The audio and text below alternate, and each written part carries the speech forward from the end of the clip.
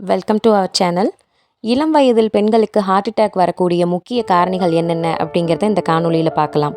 மரபியல்: பெற்றோர் அல்லது சகோதரர்கள் இளம் வயதில் இதய நோயால் பாதிக்கப்பட்டிருந்தால் அபாயம் அதிகரிக்கும்.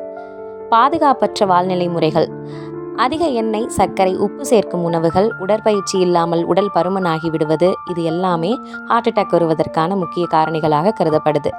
மன அழுத்தம்: அதிக மன அழுத்தம் இருதயத்தில் அழுத்தத்தை ஏற்படுத்தி இரத்த அழுத்தம் அதிகமாகி இதய பாதிப்பை தூண்டும். ஹார்மோன்கள் மாற்றங்கள், குறிப்பாக PCOS, கர்ப்பகால பிரச்சனைகள் போன்றவை இதய அபாயத்தை அதிகரிக்கும். இளம் பெண்களுக்கான ஹார்ட் அட்டாக் அறிகுறிகள் என்னென்ன அப்படிங்கிறதையும் பார்க்கலாம்.